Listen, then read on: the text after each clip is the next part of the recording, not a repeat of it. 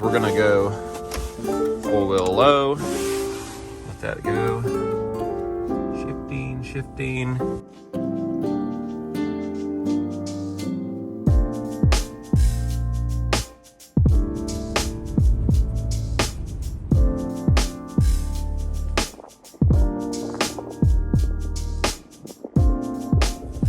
Pretty deep snow.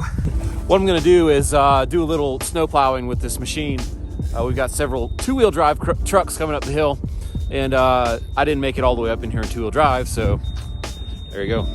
That may melt a little faster anyway. I'll tell you one thing, it's a good thing I don't get paid to plow roads for a living, because I'd be fired.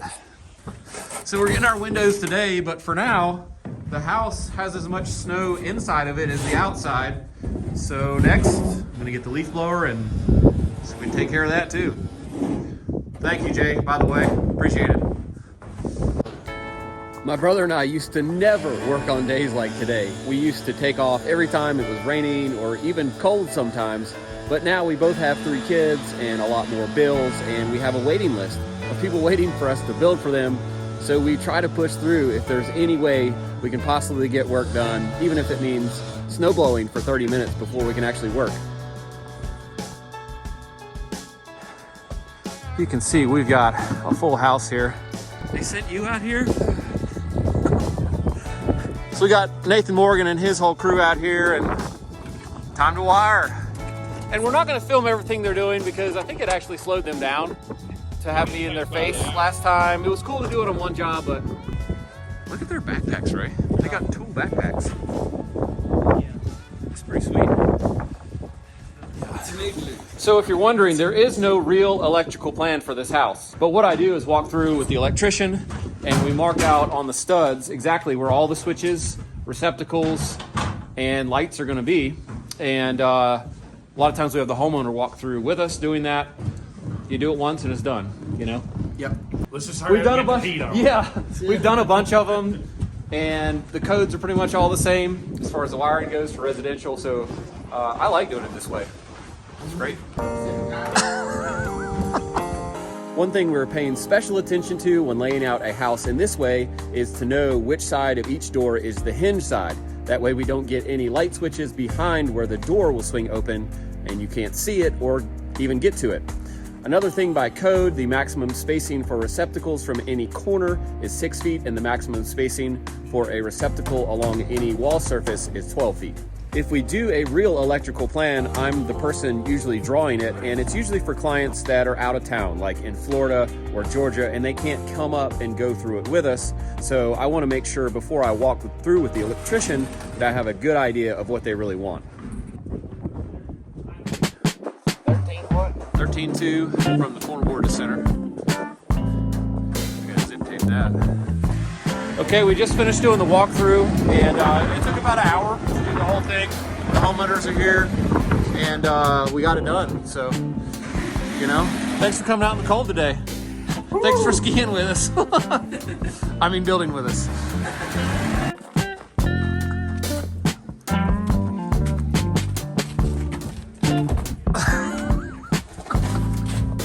Box truck coming up here that's 2-wheel drive, but his front tires are gonna have to swing way out here front to back end. So next I'm gonna shovel all this.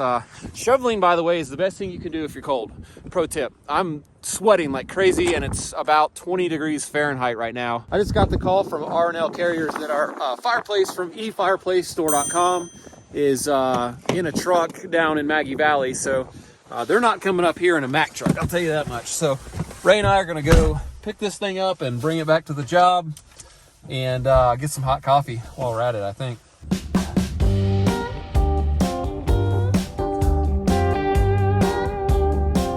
So we're meeting a 53-foot trailer truck thing. So we got to meet them in a commercial location. And I thought it'd be really fun to meet them at the Stomping Grounds. You know what that is, Ray? No. Stomping Grounds. Have you been? No. Not lately.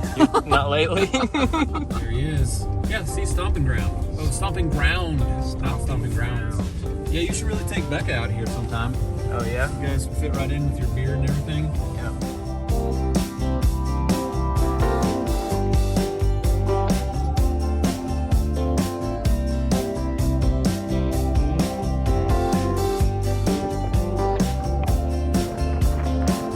get back to the job. If you haven't checked out efireplacestore.com and you need a fireplace or anything to do with fireplaces, I'd recommend checking them out. They have a super fast turnaround time. They're super easy to deal with. We've ordered dozens and dozens of fireplaces for the houses we build over the years. Link in the description. You know, we should really drive around more on cold days. Yeah, I know. Drink hot coffee. It's a lot warmer in here. This is where it's at. Yeah. We're gonna tell the guys that we're like crushing it all day though in the cold. I'm not gonna mention we drove around for an hour and drank hot coffee because that'll make us look way more BA if we just tell them we stuck it out. Yeah, none of them watch the channel, so Yeah. I think we're safe. Hey, do you need an ashtray for that? No, I don't smoke. This is a disgusting habit. So it's just leaving your boiled peanut shells on your center console. That's what it's for, bro. So this has the fire brick, refractory brick already installed in here. We'll put a propane log kit in there. And this is actually a non-vented unit. You get the most heat out of that type. And they also make a B vent and a direct vent. So one nice thing is we can actually remove these brick refractory panels temporarily, carry this thing while it's lighter, and then we'll put them back in.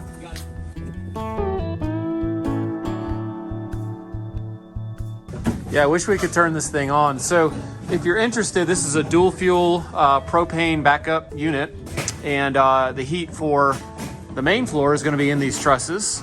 And then we're going to jump up to the upper floor with some supply and return. Let's jump up there.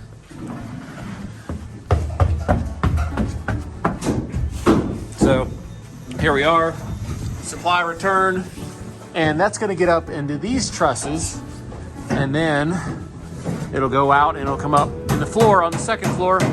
That's good because then all of the ductwork is inside the heated space of the house.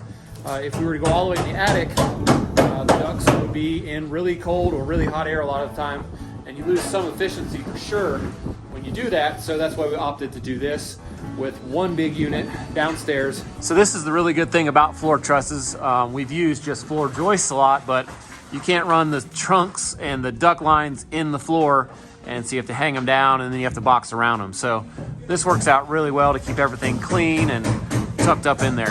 I mentioned it in a previous episode, but right now windows are really hard to get. Our normal company is 20 weeks-ish out once you order them to receive. We're able to get these windows in about 5 weeks, which is great, and we are really happy to see them on the job so we can close this place in and start to stay warm.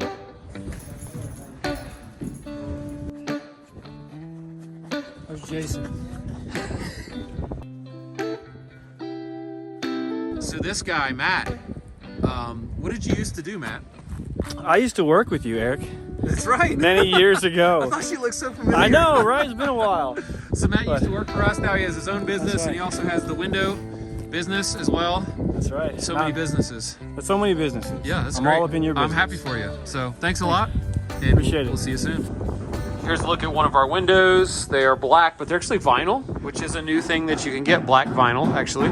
So what we're gonna do is take a measurement this way and a measurement this way.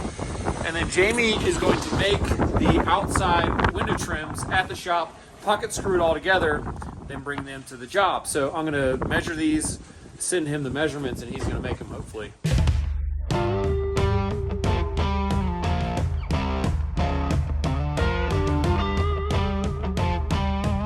These are what they call new construction windows, and they come with this flange that will go to the outside of the sheathing layer. Remodel windows don't have that. They screw through the inside of the jambs into your actual wood jamb. And an important thing about these is to keep your flanges from breaking when you're moving them around. So they come with this packaging, and there's a piece of wood on the bottom, and we leave that till right before installing so that you don't set it down and break that off of there by accident.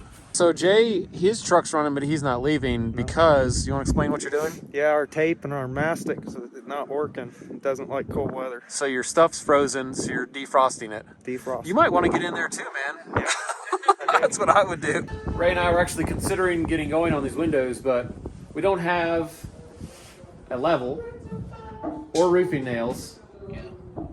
And that's the two things you need. So, I guess we're gonna go home. It's fine with me. What else are we gonna do?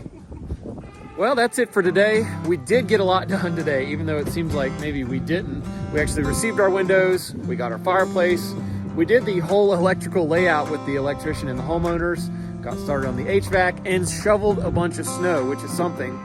And Ray and I are gonna head to the house because we don't have what we need to keep doing something else productively. But thanks for building with us today. I really appreciate it, and we will see you next time. We didn't even build anything today, man.